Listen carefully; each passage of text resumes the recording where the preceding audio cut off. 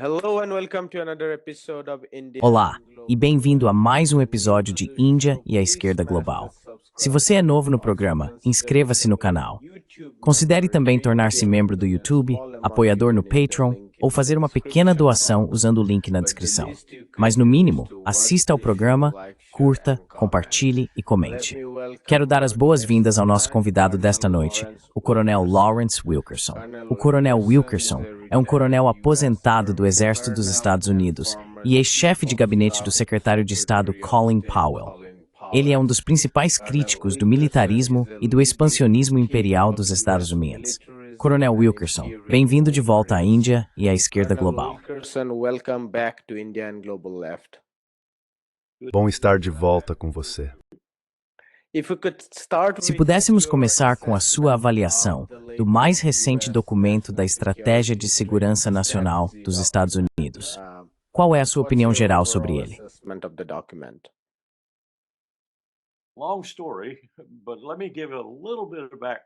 História longa, mas deixe-me dar um pouco de contexto.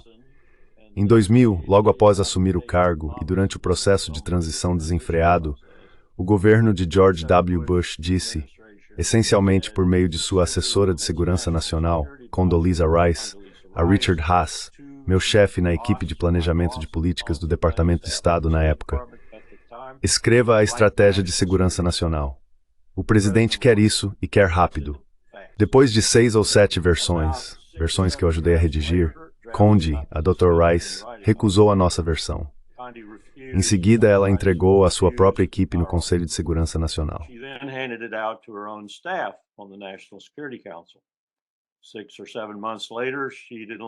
6 ou 7 meses depois, ela também não gostou disso. Então terceirizou o trabalho.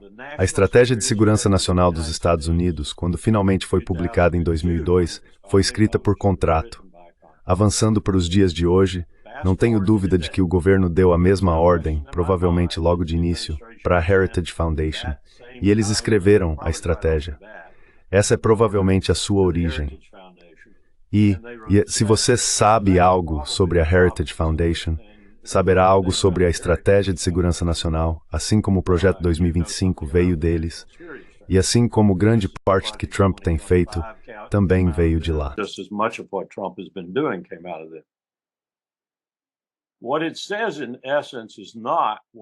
O que isso diz, em essência, não é o que na superfície, politicamente, se destina ao consumo interno pelo público do MAGA. Eles, tenho certeza, interpretam como estamos voltando para o hemisfério ocidental. Vamos agir aqui, vamos cuidar do nosso próprio território, por assim dizer. Houve um anúncio esta manhã, acho, de que vamos recuperar o petróleo da Venezuela, porque a Venezuela roubou de nós. Se você pode acreditar nisso. Nós realmente publicamos isso no Twitter esta manhã, como parte de nossa política oficial. É algo feito para ressoar com o povo americano que votou em Donald Trump e ainda o apoia. Então essa é a aparência superficial da estratégia.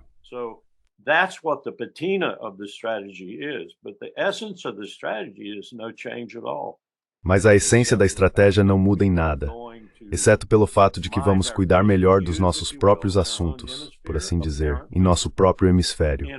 Aparentemente para preservar forças, construir poder, ajudar nossos aliados como Japão, Coreia, Filipinas, Austrália e assim por diante, para no fim das contas enfrentar a China. É isso que essa estratégia diz. Portanto, não há uma mudança real. O foco continua sendo a China. Não é necessariamente um foco inevitável em uma guerra, mas certamente tem esse tom. Não acho que Donald Trump, por exemplo, queira uma guerra aberta com a China, nem que Xi Jinping queira uma com o Império Americano. Mas essa é uma receita muito boa para chegar lá. Então está disfarçado na estratégia, mas na verdade não muda muita coisa.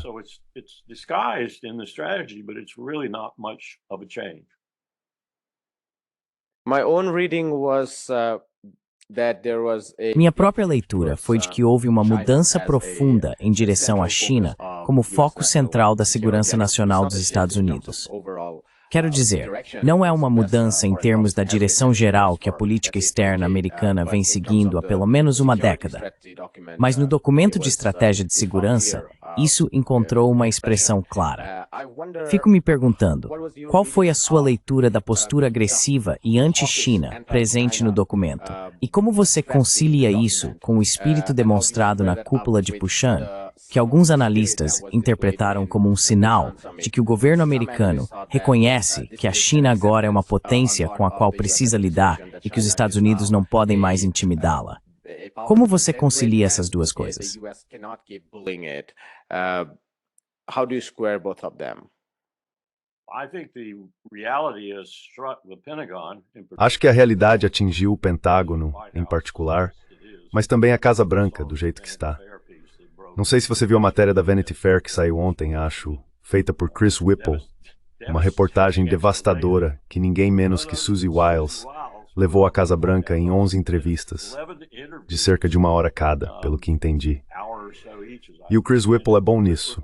Eu costumava usar o livro dele, The Gatekeepers, que trata, se não me engano, de 17 chefes de gabinete da Casa Branca. É um livro muito bom. Mostra o que os chefes de gabinete fazem e o que fizeram durante o tempo em que serviram seus presidentes. Tudo isso está confundindo as coisas agora, mas acho que, respondendo à sua pergunta específica, estamos conversando seriamente, especialmente com o Japão, especialmente com a Coreia, especialmente com a Austrália, mas também com outros como as Filipinas.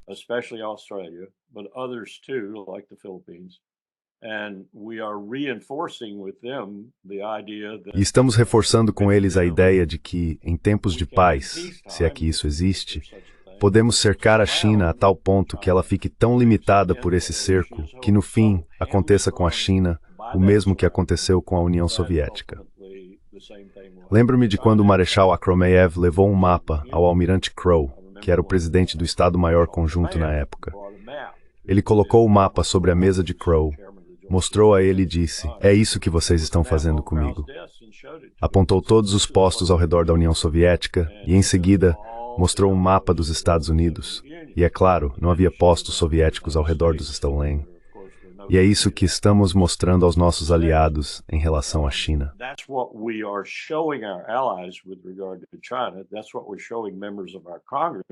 É isso que estamos mostrando aos membros do nosso Congresso quando os levamos em visitas ao Teatro do Pacífico, agora chamado Indo-Pacífico. E isso faz parte dessa estratégia. Gostamos do fato de termos um novo primeiro-ministro no Japão, que parece ser tão belicoso quanto qualquer outro que já tivemos. A Coreia não está exatamente no bolso, por assim dizer, mas agora temos uma cooperação sem precedentes entre Tóquio e Seul. Isso me interessa porque 35, 40 anos da minha carreira foram dedicados a tentar alcançar esse tipo de coordenação de várias maneiras, até mesmo no Departamento de Estado, com conversas de planejamento de políticas. Mas agora parece que isso está realmente acontecendo na prática. Isso é interessante, porque não achávamos que um dia aconteceria.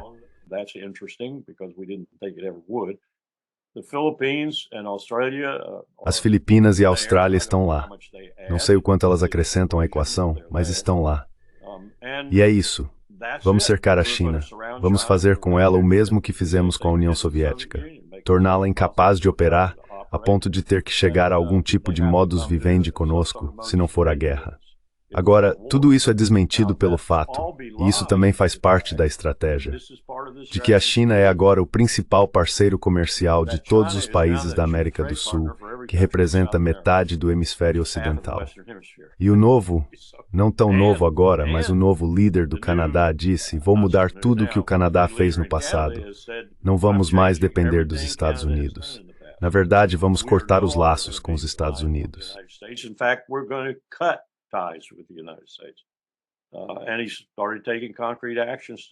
E ele começou a tomar medidas concretas para fazer isso.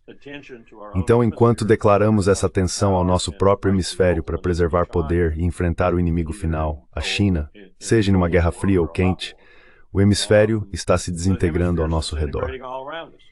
E essa declaração desta manhã, vinda da Casa Branca, é um exemplo perfeito disso. Basicamente reivindicando o petróleo da Venezuela e dizendo que agora temos a maior armada que já navegou pelos oceanos do hemisfério ocidental, confrontando a Venezuela, confrontando Maduro, e queremos nosso petróleo de volta. O que eles querem dizer vai além de qualquer interpretação, na minha opinião. Queremos nosso petróleo de volta e vamos recuperá-lo, navio por navio, embarcação por embarcação, esforço por esforço, e vamos recuperá-lo pela força, se necessário. Então é isso.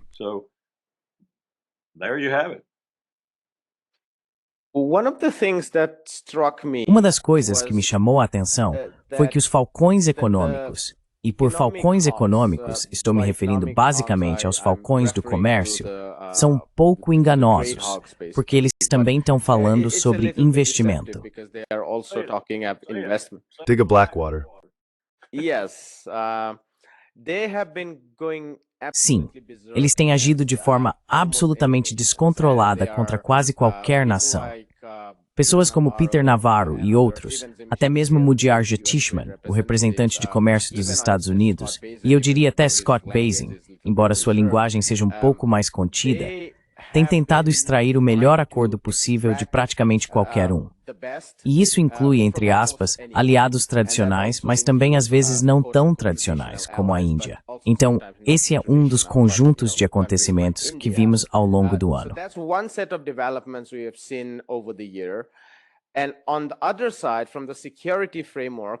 E do outro lado, a partir da estrutura de segurança, ainda vemos o velho padrão de reunir aliados contra a China.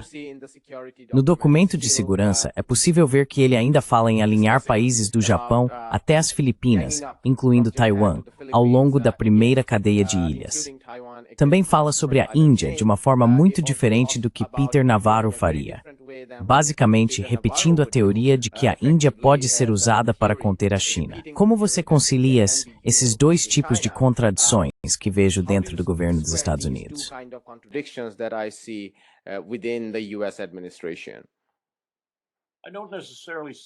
Eu não vejo necessariamente contradições que importem, porque todo conceito se torna nulo no momento em que é formulado da maneira como eles o formulam. E não tenho certeza de que qualquer ideia de enfrentar a China não acabaria do mesmo jeito. Eis o que quero dizer. A economia número 1 do mundo agora é a China. Não há absolutamente nenhuma dúvida na mente de qualquer pessoa sensata, seja o pessoal de Davos, a BlackRock, a Vanguard, a State Street, ou qualquer uma das grandes empresas que administram os ativos do mundo. Todos sabem que a China é a economia número 1 do mundo. Continuamos dizendo coisas diferentes sobre isso, mas me desculpe, por todas as medidas que realmente importam, eles são a economia número 1 do mundo.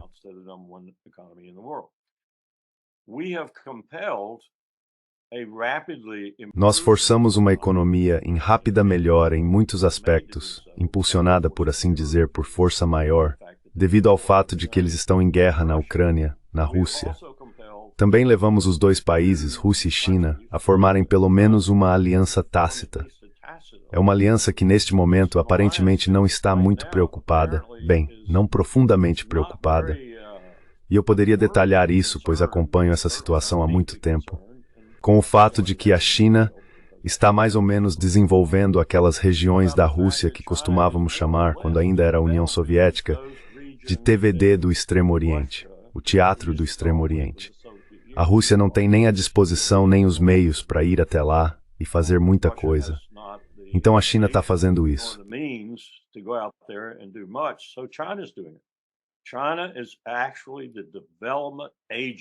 A China é, na verdade, a agência de desenvolvimento do Extremo Oriente, exceto talvez Vladivostok e Kamchatka, para a Rússia. Então este é um grupo coeso que criamos.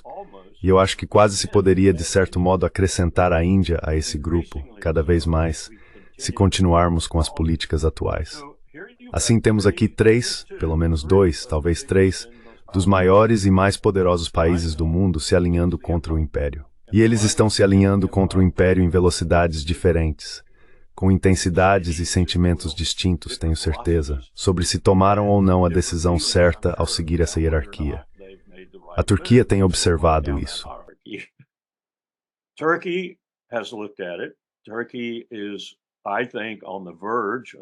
A Turquia está, ao que me parece, à beira de se desancorar completamente e de causar danos irreparáveis ao flanco sul da OTAN, porque Erdogan, ou seu sucessor, provavelmente vai tirar a Turquia da aliança.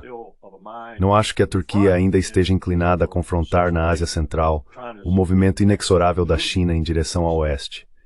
Mas acho que ela vai tentar se juntar a ele, ou pelo menos estabelecer uma posição de neutralidade.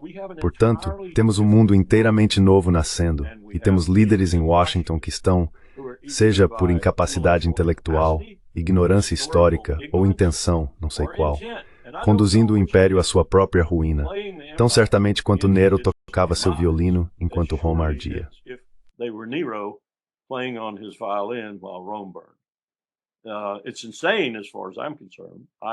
É uma loucura, na minha opinião. Eu quase sinto que, de vez em quando, há uma certa intenção nisso. E o que quero dizer com isso é que temos um presidente e alguns membros importantes de sua administração que acreditam que a maneira de salvar os Estados Unidos é destruindo. Esse é um conceito muito perigoso na minha visão. Mas eles estão fazendo um trabalho realmente notável em levar adiante a execução desse conceito. Em resumo, a China está vencendo, nós estamos perdendo. A Índia e a Turquia estão tentando entender com que rapidez isso vai acontecer e de que lado devem ficar, ou se devem permanecer neutras. E 60% do restante do mundo está observando isso e, em certo sentido, torcendo.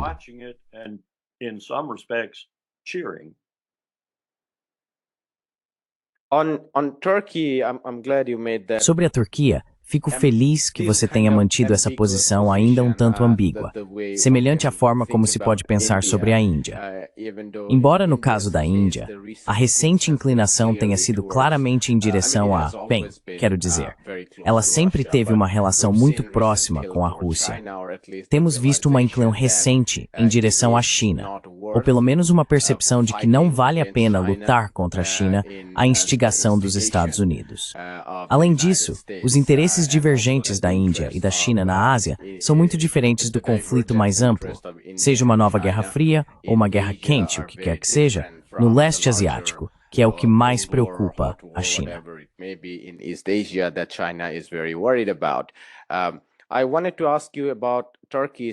Eu queria te perguntar sobre a Turquia, já que você comentou sobre a possibilidade de ela se aproximar da China.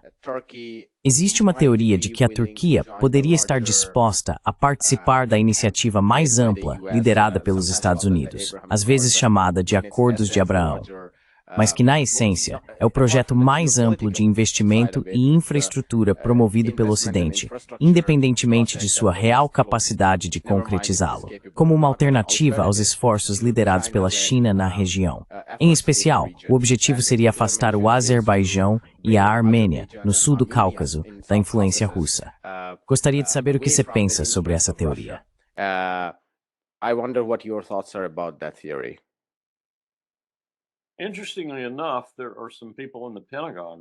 Curiosamente, há algumas pessoas no Pentágono neste momento, com quem já tive algumas conversas, que veem a situação entre a China e a Índia como inevitavelmente destinada a se fragmentar. Ou seja, não há amor perdido entre Delhi e Pequim, e eles estão apenas esperando que isso aconteça. Imagino que provavelmente estejam trabalhando com seus diversos aliados no governo para ver se conseguem fazer isso acontecer. Acho que eles têm uma visão um tanto cética da relação, baseada nas oportunidades que as Forças Armadas, especialmente a Marinha, tiveram. Um dos motivos pelos quais mudamos o nome do Comando de Combate para Indo-Pacífico foi porque a Marinha Indiana em particular, e as Forças Armadas Indianas em geral, se aproximaram bastante de nós. Não tanto com a bênção de Delhi, mas com sua aquiescência.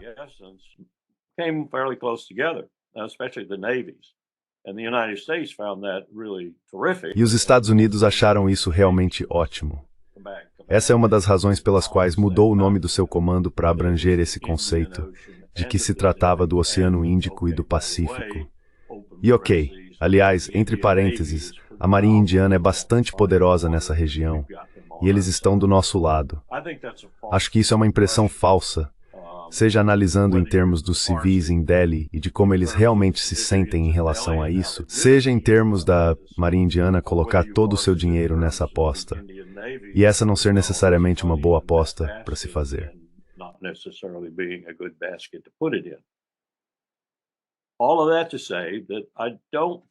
Tudo isso é para dizer que não acho que seremos capazes de, E eu não teria dito isso há 20 anos, quando pessoas como Richard Boucher e Evan Feigenbaum faziam viagens constantes a Delhi para lidar com a questão nuclear e criar um novo marco entre a Índia e os Estados Unidos em relação ao compartilhamento nuclear. Mas acho que isso se desviou do rumo. Saiu do rumo durante o governo Biden e depois no governo Trump, entre outras coisas. Mas não acho que a Índia tenha outro caminho além de uma neutralidade calculada ou de se aproximar cada vez mais da nova estrutura de poder que está se formando.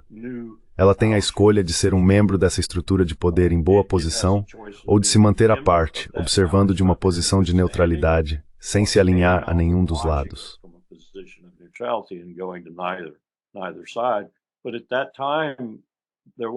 Mas naquele momento, eles estão vendo os Estados Unidos desmoronarem.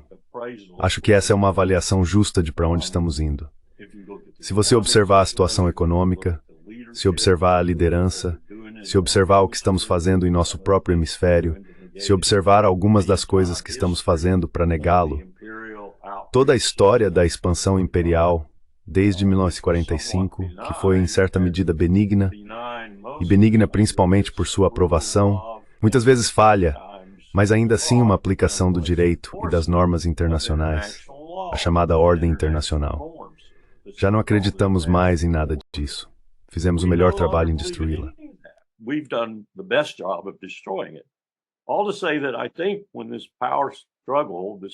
Tudo isso é para dizer que acho que quando essa luta pelo poder, essa mudança de poder, estiver mais próxima de nós, e nossa própria decadência vier junto com ela, especialmente no aspecto físico e econômico, o mundo todo, por assim dizer, vai subir em outro palco de várias maneiras. Mas eles vão subir nesse palco porque é lá que o pão vai ser passado na manteiga.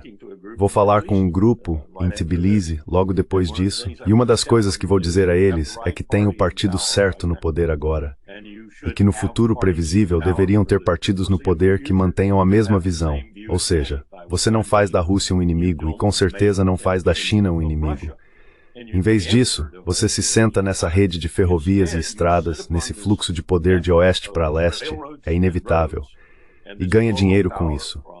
Essa é a sua posição.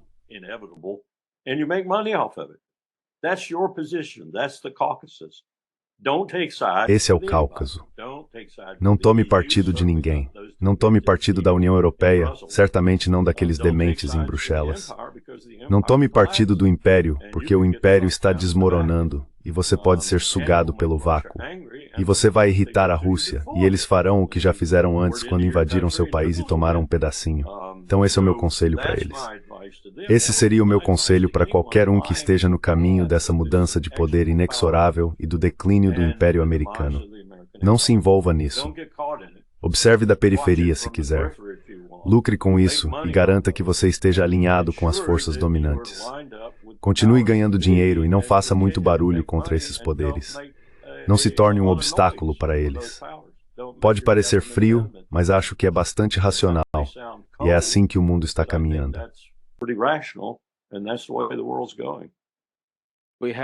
Tínhamos um nome para isso. Chamava-se Movimento dos Países Não Alinhados, nas décadas de 50, 60 e 70. 77 países, acho, em certo momento. Sim, e isso foi muito poderoso, pelo menos historicamente, em sua influência ideológica, porque esses eram, em sua maioria, Estados-membros que surgiram da descolonização, e a Guerra Fria avançava em ritmo acelerado. Muitos desses países perceberam que não era de seu interesse aderir completamente a nenhum dos grupos, a menos que alguns deles estivessem presos nas encruzilhadas da história, e não tivessem outra escolha senão optar por um lado ou pelo outro. É uma boa maneira de dizer isso. Sim, mas falando sobre neutralidade, como você explicou, muitos países estão se movendo nessa direção, seja chamando isso de neutralidade ou apenas tentando evitar serem puxados para um dos lados desse grande jogo de poder, por assim dizer. A Ucrânia seguiu um caminho bem diferente há 10 anos, passando da neutralidade para a beligerância. Agora existem planos de paz. Eu me pergunto se você sequer os considera planos de paz, mas há esses pontos sendo apresentados ao mesmo tempo em que a guerra continua intensa na linha de frente. Pelo que entendo, o conjunto das evidências sugere que a situação tem mudado rapidamente a favor da Rússia na linha de frente. Para onde isso está indo? E qual é a sua avaliação sobre o plano de paz? É um plano de paz genuíno vindo de Washington? Ou é um truque para salvar uma pequena parte da Ucrânia que o Ocidente, ou os Estados Unidos, ainda estaria de usar contra a Rússia?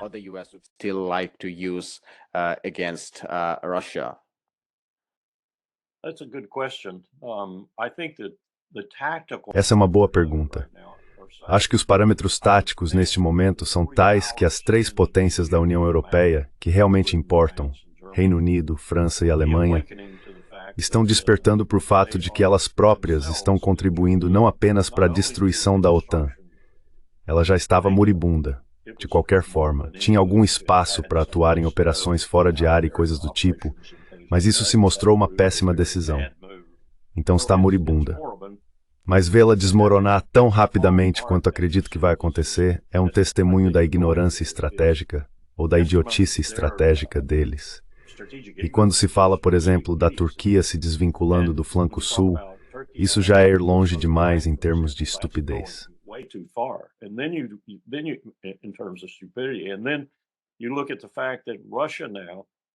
E então você observa o fato de que a Rússia agora, por causa da teimosia dos europeus, provavelmente vai controlar a costa norte do Mar Negro antes que tudo isso acabe, de Odessa a Sebastopol, até o outro porto a leste dali. Isso representa uma mudança estratégica de primeira ordem, certamente para o Império, mas também para a Europa. E quando você observa o que eles estão fazendo agora, e eu acho, nunca consigo lembrar o nome dele, Lord Robert Skidelsky, que argumenta em um artigo recente que a razão pela qual Starmer, Macron e Merkel estão agindo assim é porque veem que a única maneira de aumentar os gastos em seus países é buscar aqueles 5% do PIB que Trump exigiu que eles comprometessem para evitar o colapso da OTAN.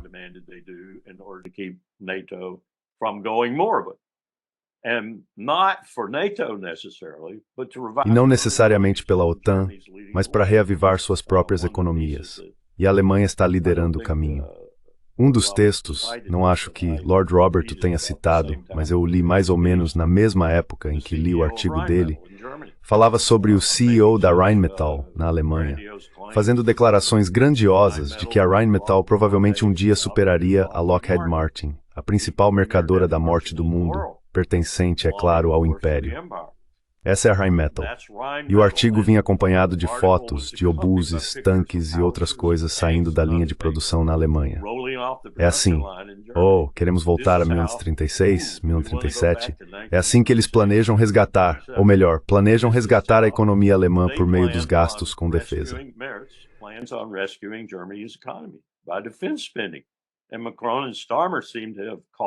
E Macron e Starmer parecem ter percebido isso e querem adotar o mesmo caminho.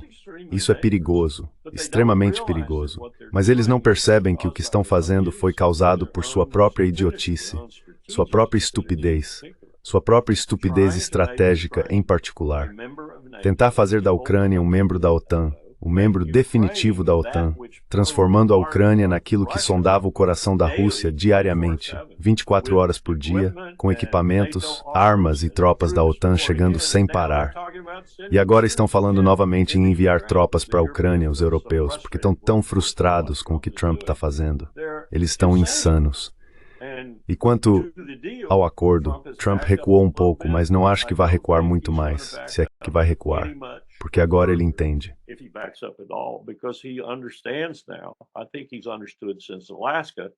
Acho que ele entendeu isso desde o episódio do Alasca, mas os líderes europeus têm o pressionado quase toda semana, tentando detê-lo. E houve outros também, até dentro de sua própria administração, pessoas como Marco Rubio, Lindsey Graham e assim por diante. Ele quer acabar com esta guerra. Quer encerrá-la e restabelecer boas relações com Moscou, principalmente por razões financeiras. Então isso vai acontecer. E esses líderes europeus vão acabar se envolvendo na confusão.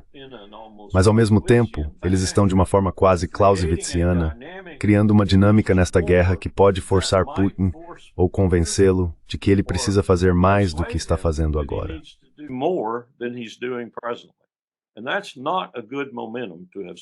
E esse não é um bom impulso para ter começado, de forma alguma. Eu diria que, neste momento, Putin provavelmente está convencido de que há uma chance de 60% ou 65% de que ele acabe tendo que lutar contra a OTAN. E acho que ele percebe que isso tem todo tipo de implicações que não são boas para ninguém, inclusive para ele. E uma das principais é o uso de armas nucleares. Então esse é o desastre para o qual a Europa está arrastando esta guerra, que já deveria ter sido resolvida há muito tempo.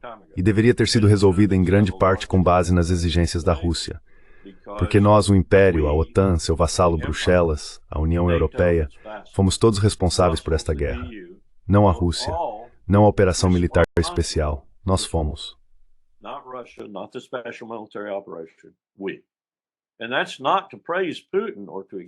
E isso não é para elogiar Putin, nem para desculpá-lo.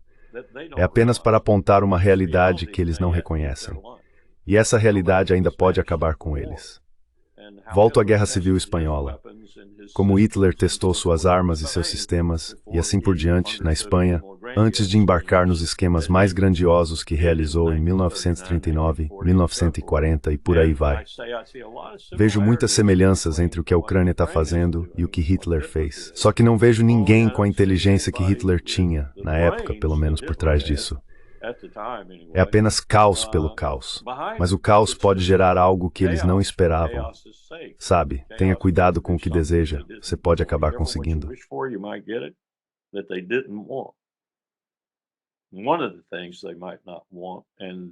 Uma das coisas que eles talvez não queiram, e que pode acontecer, é uma Alemanha ressurgente e muito poderosa.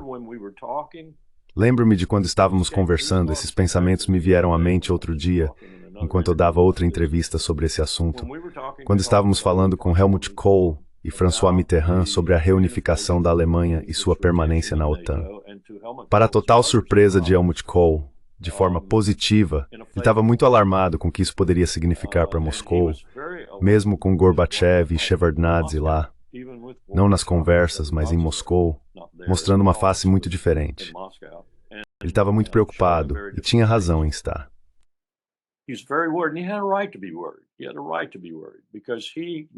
Ele tinha razão em estar preocupado, porque era historiador o bastante para saber, e François Mitterrand também. Eles estavam envolvidos até o pescoço, como Powell costumava dizer. Estavam com os pés na guerra. Tinham realmente vivido durante a guerra, talvez com 12 ou 13 anos, mas estavam vivos. E Kohl estava muito preocupado com o que isso poderia causar. Não apenas pelos 80 bilhões de dólares que lhe disseram que a reunificação custaria, acabou custando cerca do dobro, e pela mudança de Bonn para Berlim. Ele era totalmente a favor disso, quero dizer, que alemão não seria, mas ele entendia a história, assim como François Mitterrand. E até devo dizer, Maggie Thatcher e John Major em Londres também entendiam a história.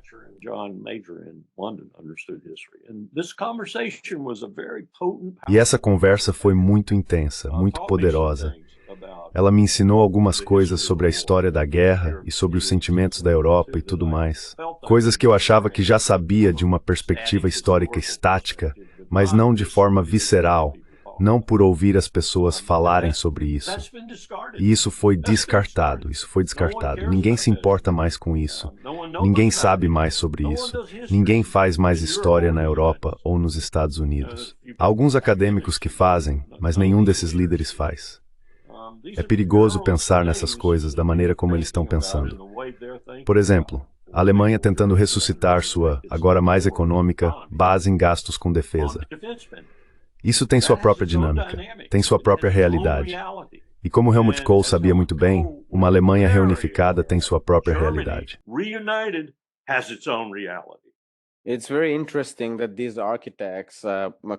É muito interessante que esses arquitetos, Macron, Starmer, mas também seus predecessores, sabe, Blair, o neoliberal Blair, foram os arquitetos de impor o neoliberalismo à Europa. Eles vêm promovendo essa narrativa de ir aos extremos para salvar a credibilidade dos credores privados. Basicamente, essa ideia de que qualquer tipo de gasto estatal é prejudicial ao bem-estar do povo.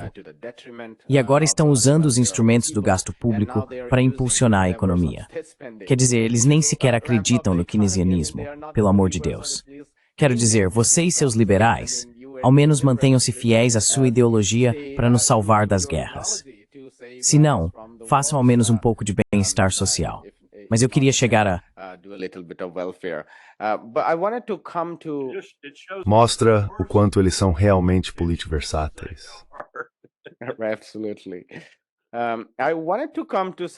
Com certeza. Eu queria retomar algo que você disse sobre Kohl e aqueles anos, os primeiros anos da reunificação alemã e o fim da Guerra Fria, por assim dizer. A ideia de que a OTAN representava um perigo para a Europa Central e Oriental existia de fato.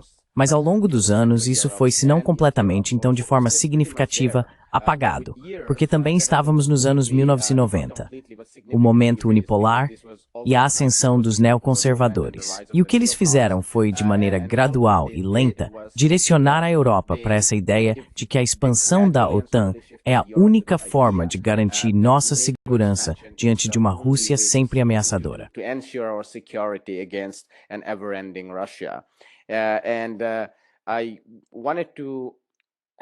E eu queria saber sua opinião sobre se você vê a diferença entre os Estados Unidos e a Europa hoje na questão da Rússia como algo fundamental.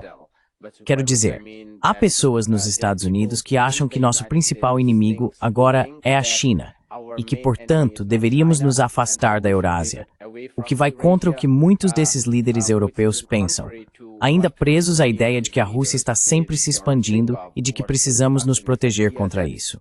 Essa diferença é algo desse tipo, ou é principalmente algo muito trivial, sobre quem gastaria mais ou quem subsidiaria mais o público do outro para pagar os gordos contratos de defesa em Washington? Quero dizer, nos Estados Unidos, essa é a diferença. Ou trata-se de uma mudança fundamental entre os Estados e a Europa?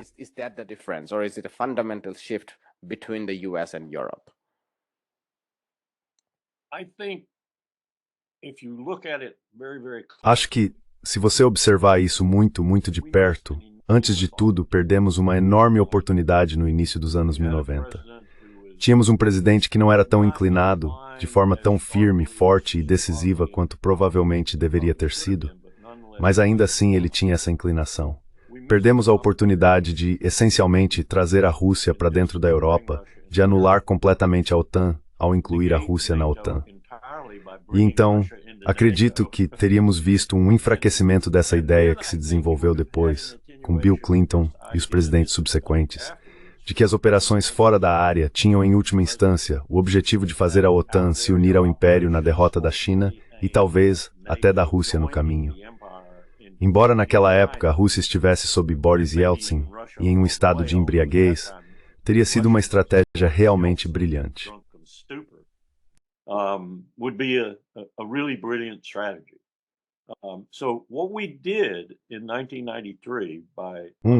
Então o que fizemos em 1993, ao deseleger George H.W. Bush, foi algo de proporções estratégicas enormes.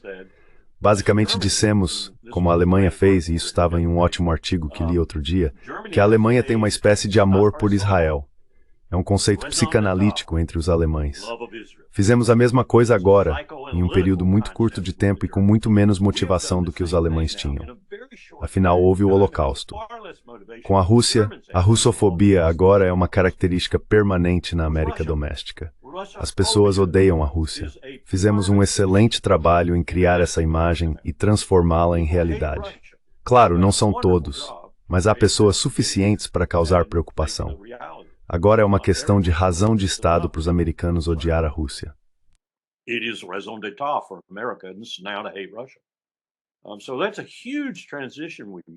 Então essa foi uma grande transição que fizemos. E como recuar disso me parece um passo realmente imponderável. Mas Trump está tentando. Para ser justo, na minha opinião, ele está tentando. Agora, justo é a palavra certa a usar. Ele sente falta daqueles mais de 300 bilhões de dólares em comércio e quer isso de volta. E ele percebe que a imensidão da Rússia pode significar que há todo tipo de coisas lá que nem sabemos que existem.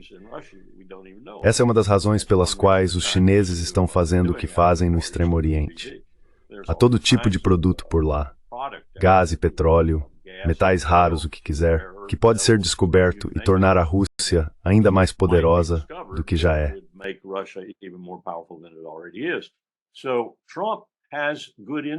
Acho que o Trump tem bons instintos nesse ponto. Mas ele enfrenta, como você estava sugerindo, essa russofobia nos Estados Unidos. E enfrenta pessoas nos Estados Unidos que, não necessariamente porque odeiam os russos, Marco Rubio vem imediatamente à mente, assim como o secretário de Estado e o conselheiro de Segurança Nacional, mas que querem manter isso em andamento.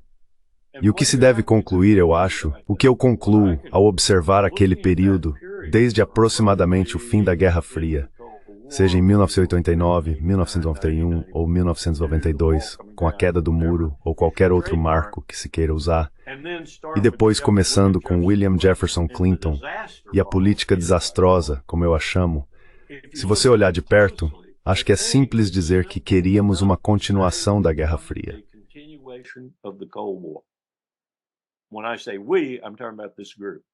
Quando eu digo nós, estou falando sobre esse grupo.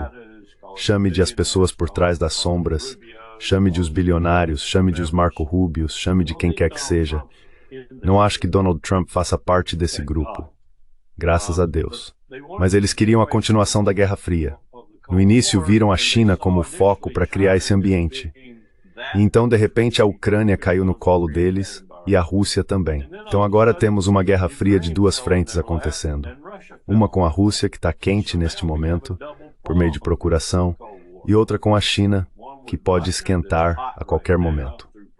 Mas não queremos que isso aconteça, dizemos. Ainda assim, vamos nos preparar para isso.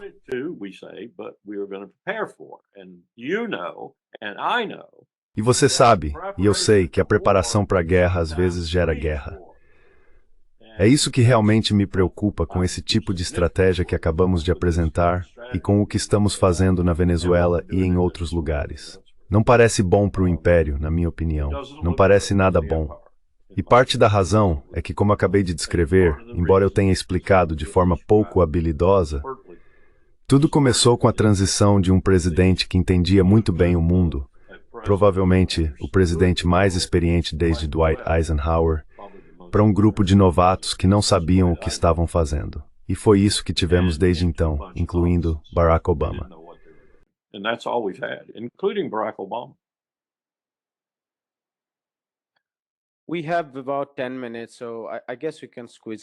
Temos cerca de 10 minutos, então acho que dá para encaixar algumas perguntas. Falando sobre o apoio alemão aos sionistas, eu queria saber sua opinião sobre sua leitura da situação entre Israel e Palestina desde o cessar-fogo ou cessar-fogo parcial, em 10 de outubro, e sobre a recente resolução do Conselho de Segurança da ONU, que na prática apagou, dentro do marco das Nações Unidas, a realidade da ocupação e da soberania palestina, ao direcionar a discussão para a desmilitarização do Hamas, a troca de prisioneiros, vivos ou mortos, e assim por diante. Enquanto isso, a ocupação continua, e os líderes israelenses deixam muito claro que não vão permitir a criação de um Estado palestino de forma alguma. Qual é a sua leitura sobre o que aconteceu com o movimento de libertação palestino desde 10 de outubro?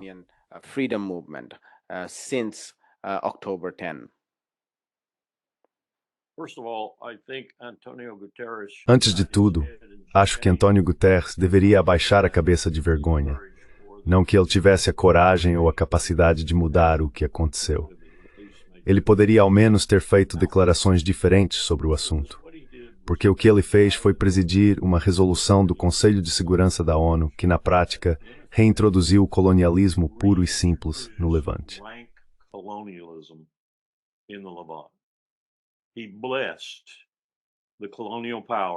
Ele abençoou as potências coloniais que lidam com Israel e os palestinos. E estou falando de todo o conjunto, do Líbano à Síria, da Cisjordânia a Jerusalém Oriental, o que quiser. Seja o que for que surgisse, eles abençoaram e disseram: esse é o futuro, e nós vamos internacionalizar e santificar o que vocês estão fazendo com os palestinos. Foi isso que fizeram. E Netanyahu é o único que tem sido absolutamente claro sobre isso.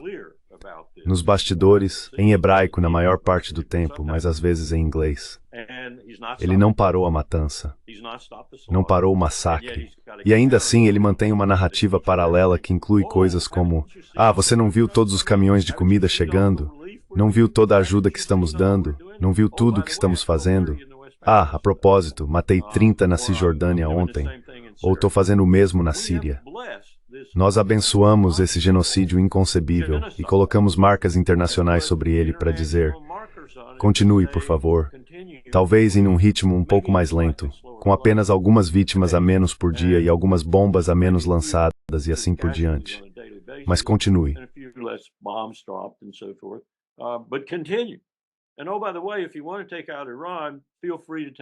Ah, e a propósito, se você quiser atacar o Irã, sinta-se à vontade para transformar isso em um espetáculo paralelo quando quiser. Ele fez um discurso sobre isso ontem, e acho que ainda está decidido a fazê-lo. O apelo dele se baseou na seca terrível que o Irã está enfrentando na parte sul do país, e ele usou isso para fazer um apelo ao povo iraniano, para deixar Israel entrar e oferecer sua experiência em osmose, purificação de água e tudo mais. Maior país do mundo, fazendo isso. Apenas nos deixem entrar e cuidaremos de tudo. Ele é a coisa mais próxima de um Svengali que existe na face da Terra. O fato de ele ter tempo para inventar todos esses planos e apelos diferentes é impressionante. Tenho que reconhecer isso. Mas é uma confusão, e não vai beneficiar em nada os palestinos.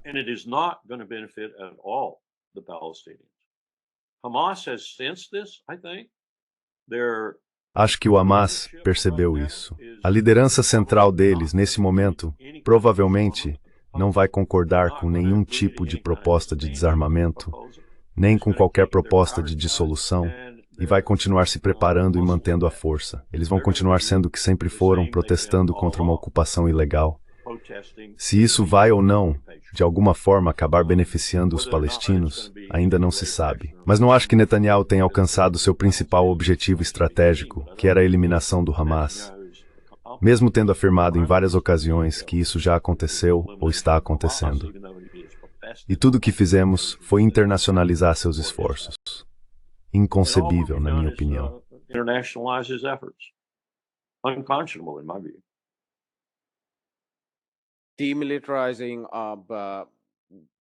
Desmilitarizar ou desativar grandes armas pelo Hamas significaria abrir mão da resistência anticolonial, o que não vai acontecer. E eu não sei o que eles querem dizer com armas grandes, porque, quero dizer, elas são armas grandes. Por isso eu hesitei em usar. Mas esse termo foi usado durante aquelas negociações com os mediadores, e eu presumo que eles estejam se referindo a lançadores de foguetes. É tudo o que eu também posso supor, e talvez um dispositivo explosivo improvisado ocasional, que se tornou realmente letal, como acontecia no Iraque e no Afeganistão. E isso significa pegar munições israelenses e transformá-las em IEDs. E desativar as pequenas armas significaria entregar Gaza a gangues, algumas das quais foram, na verdade, apoiadas pela entidade sionista e estão em conluio com os americanos. Ou ainda pior, enviá-lo para Mahmoud Abbas e a autoridade palestina.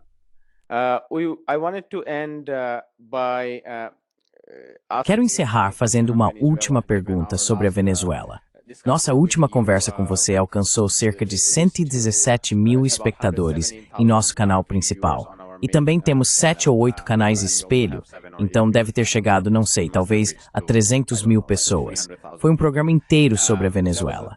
Mas você poderia nos atualizar sobre os últimos acontecimentos no Caribe e a nova doutrina Monroe?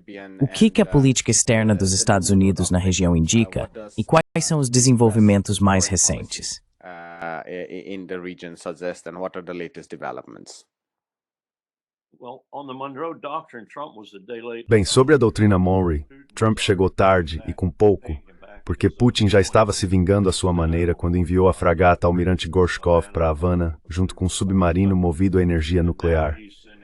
E agora ele está enviando todo tipo de coisa, incluindo, ao que parece, mísseis capazes de destruir um porta-aviões como o Gerald Ford para a Venezuela.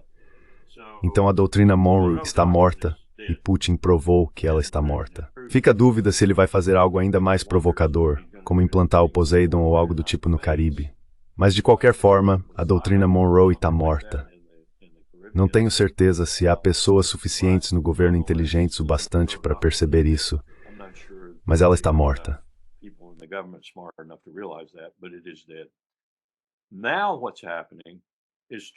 O que está acontecendo agora é que Trump está montando uma armada e provavelmente, eu diria nesse momento, algo em torno de 20% dos recursos da Marinha, dos fuzileiros navais, de parte do Exército e de outras forças, certamente do Comando de Operações Especiais em grande quantidade.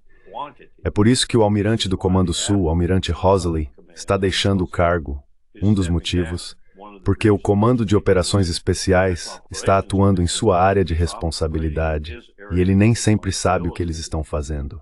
E isso é um problema real para as Forças Armadas dos Estados Unidos. Chegamos a um ponto em que o Comando de Operações Especiais assume o controle. E é isso que está acontecendo. Ninguém sabe ao certo quantos deles estão neste momento em solo venezuelano fazendo o que for possível. Então temos uma armada.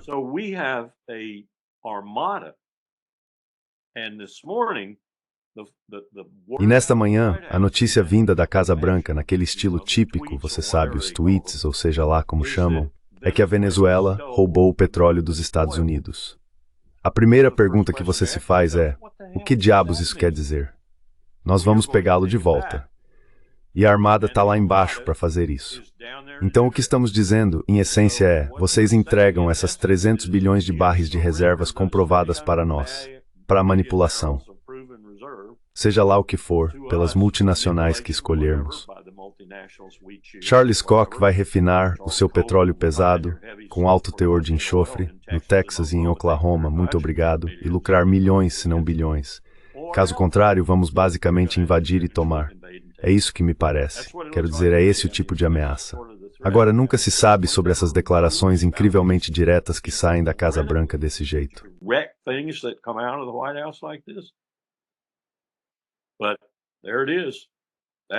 Mas é isso aí. Esse é o desafio de Maduro agora. Eu pensei que eles estavam conversando por telefone, achei que Trump e Maduro estavam realmente conversando. E Maduro estava disposto, e eu tenho isso de fontes em que confio, ele estava disposto a retomar a cooperação de Hugo Chávez e até ir além disso, porque percebeu que, se trouxesse as multinacionais de volta, algumas delas, elas poderiam restaurar o que é, na verdade, uma infraestrutura petrolífera decadente na Venezuela, que é uma parte real dos problemas econômicos do país. Então seria uma situação em que ambos sairiam ganhando, por assim dizer. E ambos poderiam, sabe, especialmente Trump, alardear seu sucesso, e Maduro poderia apontar para a economia e dizer, olhem, está melhor. Isso seria, eu chamaria de uma situação vantajosa para os dois. Mas acho que agora não é mais o caso. Rubio não pode permitir isso. Acho que você tem razão. Rubio, o único portfólio que Rubio tem é esse. Ele não está na Ucrânia, não está no Levante, não está fazendo mais nada. Eu nem consigo dizer o que ele faz como assessor de segurança nacional, se é que faz algo. Então tudo que Rubio tem a fazer é brincar na América Latina. Então o Trump é tipo, ok, esse é o seu show. Eu continuo voltando ao que o Tucker Carlson supostamente disse ao Trump quando ele estava escolhendo seu candidato a vice-presidente para as eleições. Ele disse que Trump estava pensando em Rubio, e Tucker Carlson disse, não o escolha, eles vão assassiná-lo. Porque os neoconservadores querem tanto que Rubio se torne presidente. Provavelmente há alguma verdade nessa afirmação. Então, até certo ponto, acho que Trump provavelmente quer manter Rubio a uma certa distância. E uma maneira de fazer isso na Venezuela.